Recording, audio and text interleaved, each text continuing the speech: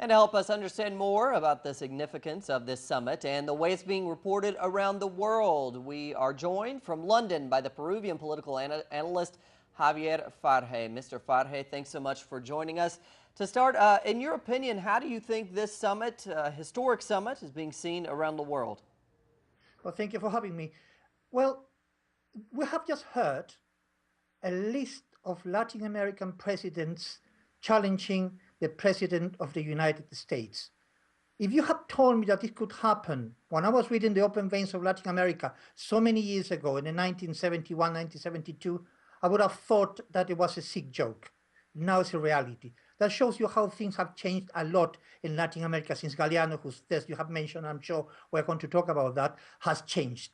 It would have been unthinkable, 15 years ago, never mind 30, 40 years ago, 15 years ago, that you would have president after president after president challenging the US for the policies towards Cuba and its particular case towards Venezuela. So this shows, obviously President Obama would have been quite overwhelmed by these speeches. He was talking to his main ally in Latin America, President Santos of Colombia, who, to be fair, has had a very good relationship with President Maduro. So this is why it is historic. Many people in Latin America don't particularly care very much about summits, because they feel that politicians go talk a couple of days, go home, and things are the same. But things are not the same anymore. So this particular one, obviously because of the meeting between President Obama and President Castro, has been historic. And it shows that Latin America has changed so much in the last 15, 20 years that it won't go back to the old times, because nobody will allow that to happen. That's how relevant and historic this summit has been. And you're speaking about Galeano there. Would you say it's a tragic irony that he would die so close to this summit? What did Galeano represent for Latin America, for this region? Well, Galeano represents, he's the man who gave the voice to the people who didn't have a voice. I was I was waking up to politics in Latin America when he published his book in 1971, and he published a new version, an updated version of his book 7 years later, after the fall of Allende, when most Latin American countries were ruled by military dictatorships.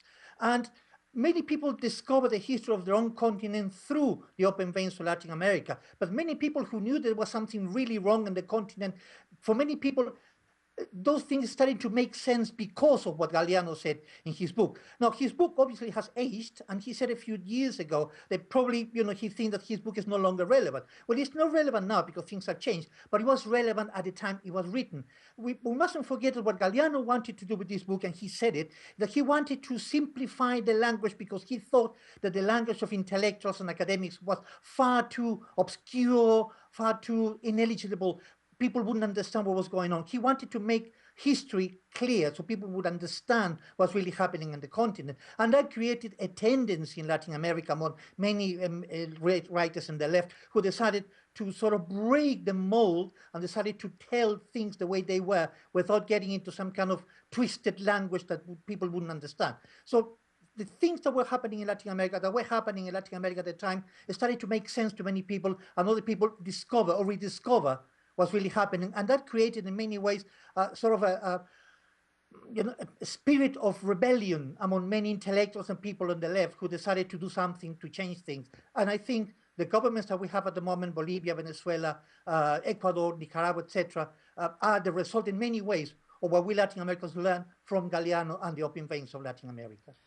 And back to the summit, something almost none of the international media have mentioned was the fact that there was no final declaration, and that's because the U.S. and Canada alone objected to the wording on climate change and democratizing healthcare. Isn't this degree of isolation a problem for the U.S. government, would you say?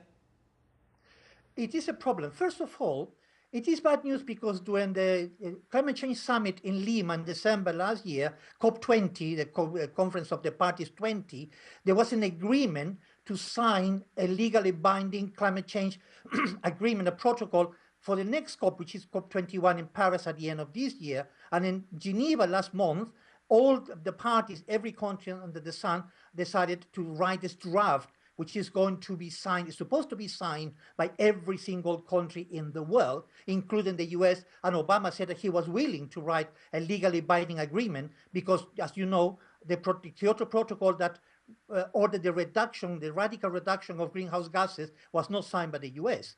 And from the time of Clinton. So this shows in many ways that the US is still not willing to take this issue of climate change, of which Latin America is one of the main victims, seriously. And this is really worrying. And Canada, in the last 5 to 6 years, the governments in Canada have been very reluctant to reduce their emissions of carbon dioxide and greenhouse gases. So this is bad news not only for Latin America, for the world, because if they are going to have the same attitude for COP21 in Paris at the end of this year, then there won't be a legally binding agreement, and the temperature of the planet is going to go up in such a way that it's going to cause mayhem in nature and in the economy and the political systems of the world. So it is bad for the US because it's starting to show that maybe the US is not that keen to do something about climate change. And it is quite scandalous that the international media has not reported on that, because they reported on the result of COP20 in Lima, they reported of the Geneva conference, but now that the US is reluctant to sign a document which talks seriously about climate change, they are really quiet about that. You have to understand something, colleague, that for the right-wing media, the international right-wing media, it is bad news when good news comes from left-wing countries. And it is good news for the left-wing countries in Latin America that the attitude they took, and they don't want to report that, and they rather ignore the fact that President Obama and the government of Canada have decided to keep quiet about a radical and necessary climate change agreement. All right, Javier Farge, thanks so much for joining us from London today following this historic Summit of the Americas.